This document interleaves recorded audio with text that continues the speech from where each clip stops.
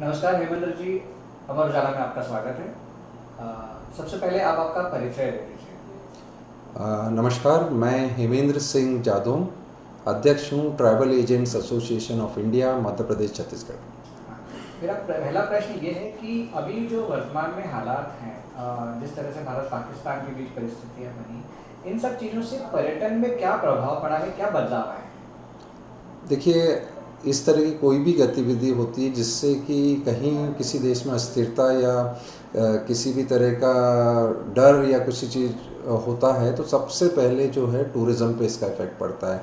Same अभी भी जो हमारे कश्मीर पहलगाम में जो घटना घटी, जो टेररिस्ट अटैक हुआ और जिसमें सीधे जो है टूरिस्ट को पहली बार अटैक किया गया है, तो उससे जो कश्मीर टूरिज़्म है वो तो बहुत ज़्यादा इफ़ेक्ट हुआ। ये जो सीज़न था कश्मीर का, जिसमें करीब करीब 50% बुकिंग कश्मीर की थी इंडिया में, और पिछले जो कि 3-4 साल से एकदम कश्मीर फ्लरिश हो रहा था और बहुत टूरिस्ट जा रहे थे और वहाँ पर भी रोज़गार मिल रहा था। तो वो इस घटना के बाद से बहुत ज़्यादा इफ़ेक्ट हुआ। ये सीज़न तो कश्मीर का मैं कहूँगा पूरा ख़राब हो चुका है। नई बुकिंग तो हो नहीं रही है, पुरानी कैंसिल हो गई। आप सभी ने देखा है विभिन्न चैनलों पे कि कश्मीर टूरिज़्म तो पूरी तरह से ये सीज़न के लिए तो ख़त्म है। और उसके बाद जो फिर आगे जो सीज़ फायर की जो घोषणा हुई उसके बाद भी पाकिस्तान ने जिस तरह का और भी दुस्साहस और ये एक्टिविटी की है, और जिसके चलते हम कई एयरपोर्ट्स के ऑपरेशन बंद करने पड़े थे, तो उसके बाद टूरिस्ट थोड़ा और रुक गया है जो इंडिया के दूसरे सेक्टर्स पे भी जा रहा था। तो भी अभी वो फ़िलहाल थोड़ा सा रोक के वो देख रहा है कि सिचुएशन कैसी रहती है और आगे फिर वो प्लान करेगा। तो टूरिज़्म इफेक्ट बहुत ज़्यादा हुआ है। अच्छा, जो लोग कश्मीर नहीं जा रहे हैं, आप जो प्लान कर रहे हैं, तो वो किस बेल्ट में प्रेफरेंस दे रहे हैं भारत में? जी, बिल्कुल। चूँकि ये गर्मियों का सीज़न है और गर्मियों में नॉर्थ इंडिया जो है, जैसे कश्मीर है, अब कश्मीर अफेक्ट हुआ है तो वो हिमाचल, उत्तरांचल, उत्तराखंड इस तरह की यात्रा करें। नॉर्थ ईस्ट है, गैंगटॉक, कालिम्पोंग, यहाँ जा रहे हैं। और साउथ में भी कई हिल स्टेशंस पे अभी टूरिस्ट जा रहा है। उन्होंने ये ऑल्टरनेट जगह चुनी है। अच्छा, कुछ देशों का अभी भारत पाकिस्तान का जो तनाव था उस दौरान उनका, जैसे तुर्की हो गया या अन्य देश थे, उनका पाकिस्तान के लिए एक सकारात्मक पहलू ज़्यादा था और भारत के लिए एक नेगेटिव पहलू रहा। तो ऐसे भी कुछ परिदृश्य सामने आए हैं, तो उनके बारे में जानकारी दीजिए कि किन किन देशों में पर्यटकों ने जाना बंद करा है। जी, बिल्कुल, आपका जो बात सही है। अभी इस दौरान ये जो टेररिस्ट अटैक हुआ है और इसमें टर्की और अज़रबैजान, ये दो जो देश हैं उन्होंने पाकिस्तान का साथ दिया है, और ये बिल्कुल गलत चीज़ है। और हिंदुस्तान के प्रति उनका रवैया और नज़रिया जो है और सहयोग नहीं है। इसको चलते हमारी association travel agents association of India ने पूरे देशव्यापी हमने इन दोनों कंट्रीज़ को बाइकआउट किया है, और यहाँ हम टूरिस्ट को भेज नहीं रहे हैं। जो बुक भी हो गए थे वो भी टूरिस्ट को समझाइश दी गई है, और बहुत सारे टूरिस्ट ने देशभक्ति की भावना रखते हुए अपने जो बुक किए हुए टूर्स भी कैंसिल किए हैं। और हमने सरकार से मांग की है कि इन दोनों कंट्रीज़ के खिलाफ सख्त से सख्त एडवाइजरी जारी की जाए। जो पर्यटक इन देश जाने वाले थे और उन्होंने प्लानिंग कैंसिल करी है, आप उन्हें कहाँ जाने के लिए सजेस्ट कर रहे हैं? देखिए, हमारा भारत तो स्वयं बहुत सुंदर है। हम कर रहे हैं कि आप भारत ट्रैवल करें। अगर उन्हें इंटरनेशनल ही जाना है तो उसके लिए और भी कंट्रीज़ है, एशिया में और भी कंट्रीज़ हैं, जैसे सिंगापुर, मलेशिया, थाईलैंड, वियतनाम है, आपका इंडोनेशिया है और हांगकांग है। इस जगह पे जा रहे हैं, दुबई, अबू धाबी, या फिर जिनके पास ज़्यादा समय है और तो वो उनको हम यूरोप भी भेज रहे हैं। अच्छा, भारत से सबसे ज़्यादा जो टूरिज्म है वो किस कंट्री की तरफ जाता है? देखिए, टूरिस्ट का ऐसा है, टूरिस्ट के अलग अलग कहें कि हम कैटेगरीज़ हैं। कोई शॉर्ट टर्म अगर जाना चाहता है, लो बजट में जाना चाहता है तो एशियन कंट्री वो घूमता है। उसके बाद किसी के पास समय ज़्यादा है, 10-15 दिन है, तो हम उन्हें सजेस्ट करते हैं यूरोप।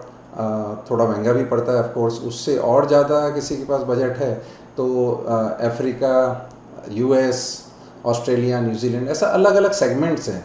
तो ये कह पाना मुश्किल है कि किसी पर्टिकुलर जगह पे ही इंडियन टूरिस्ट जाता है। अच्छा, फिर भी सबसे ज़्यादा जो एक फ्रीक्वेंसी नज़र आती होगी आपको कि सबसे ज़्यादा इंदौर के एमपी के लोग जो हैं वो दुबई जाते हैं या यूरोप जाते हैं, तो ऐसे सबसे ज़्यादा नंबर ऑफ अगर हम टूरिस्ट देखें तो वो कहाँ जाते हैं? नंबर ऑफ़ टूरिस्ट देखें तो जैसा हमारे पास पहले दुबई की फ़्लाइट थी भी, अभी इंदौर से शारजाह फ़्लाइट ऑपरेट कर रही है, तो वो हमारे लिए कन्वीनियंट रहता है डायरेक्ट। तो यूएई में टूरिस्ट जाता है और उसके अलावा एशियन कंट्रीज़ का मूवमेंट ज़्यादा है, क्योंकि जैसा मैंने बताया कि थोड़ा सा कम बजट और कम दिन, 4 दिन 5 दिन में एक बहुत अच्छा एशिया का टूर करते हैं, तो उधर के नंबर्स ज़्यादा हैं। आप चेयरमैन हैं एसोसिएशन के, तो टूरिज्म को लेकर भी भारत सरकार से या फिर सिस्टम से आपकी कुछ रिक्वायरमेंट्स हो तो वो भी बताइए कि हम चाहते हैं कि इन चीज़ों पर भी थोड़ा ध्यान दें तो पर्यटन और बेहतर हो। देखिए, चूँकि मैं मध्य प्रदेश और छत्तीसगढ़ का चेयरमैन हूँ, तो मैं चाहूँगा कि हमारी स्टेट भी बहुत अच्छी तरह से हम टूरिज़्म में ग्रो करें, और इसके चलते हम जो है Madhya Pradesh tourism, Chhattisgarh tourism, tourism ministry, इन सभी से सतत टच में रहते हैं, उन्हें सजेशन भी देते रहते हैं कि जो हमारे पास भी, देखिए आज अगर आप मध्य प्रदेश की बात करें तो सिर्फ बर्फ़ नहीं है, बाकी सब चीज़ हमारे पास भी है। तो हम वो हमारी जो टूरिस्ट डेस्टिनेशन है उसका इंफ्रास्ट्रक्चर डेवलपमेंट और उनका प्रमोशन प्रॉपर हो, तो बहुत अच्छी जो है हमारा प्रदेश में बहुत अच्छी संभावनाएं हैं। मध्य प्रदेश में सबसे ज़्यादा किस जगह की भी रिक्वायरमेंट्स आती हैं घूमने के लिए? मध्य प्रदेश में जो अभी हम कुछ सालों में देख रहे हैं, रिलीजियस टूरिज़्म से हम टूरिज़्म में ग्रो करें, और इसके चलते हम जो है Madhya Pradesh tourism, Chhattisgarh tourism, tourism ministry, इन सभी से सतत टच में रहते हैं, उन्हें सजेशन भी देते रहते हैं कि जो हमारे पास भी, देखिए आज अगर आप मध्य प्रदेश की बात करें तो सिर्फ बर्फ़ नहीं है, बाकी सब चीज़ हमारे पास भी है। तो हम वो हमारी जो टूरिस्ट डेस्टिनेशन है उसका इंफ्रास्ट्रक्चर डेवलपमेंट और उनका प्रमोशन प्रॉपर हो, तो बहुत अच्छी जो है हमारा प्रदेश में बहुत अच्छी संभावनाएं हैं। मध्य प्रदेश में सबसे ज़्यादा किस जगह की भी रिक्वायरमेंट्स आती हैं घूमने के लिए? मध्य प्रदेश में जो अभी हम कुछ सालों में देख रहे हैं, रिलीजियस टूरिज़्म काफ़ी बढ़ा है। जैसे आप उज्जैन में बात करें, महाकाल लोक जो जब से बना है, तो आप देख रहे हैं करीब 5 लाख टूरिस्ट हर दिन ट्रैवल कर रहा है उज्जैन में, महाकाल में। तो ये सेक्टर और भी कई रिलीजियस हैं, लेकिन अगर इंदौर आता है कोई, वो भले ही फ़्लाइट से आ रहा है या किसी भी सरफेस ट्रांसपोर्ट से आ रहा है, तो ना केवल वो महाकाल के साथ साथ फिर वो 3, 4, 5 दिन का स्टे करता है, वो इंदौर भी आता है, इंदौर में भी विज़िट करके, इंदौर चूँकि अपने खान पान के लिए फेमस है, तो वो जो फूड ट्रेल भी करता है, फिर ओमकारेश्वर भी जाता है, और आसपास के महेश्वर और भी जो नियरर डेस्टिनेशन है उनको एक्सप्लोर करता है। इसी तरह से और भी कई पॉकेट्स हैं जो अच्छे, खजुराहो भी हमारे यहाँ बहुत अच्छा चल रहा है, भोपाल और उसके नज़दीक की भी सांची स्तूप और ये भी हैं, पचमढ़ी तो एवरग्रीन डेस्टिनेशन है ये। एक प्रश्न मेरा इन सारे विषयों से हटकर, लगातार कुछ खबरें आती हैं कि जो टूरिस्ट होते हैं वो फ्रॉड का शिकार हो जाते हैं, कई बार उन्हें गलत जानकारियाँ भी मिल जाती हैं, या वो सही पैकेज चूज़ नहीं कर पाते हैं, सही डेस्टिनेशन चूज़ नहीं कर पाते हैं, तो आप उन लोगों को क्या सजेशन देना चाहेंगे, किस तरह से वो ट्रैवलिंग प्लान करें? देखिए, मैं टूरिस्ट को ये सजेस्ट करना चाहूँगा कि किसी ऑथराइज एजेंट से काम करें।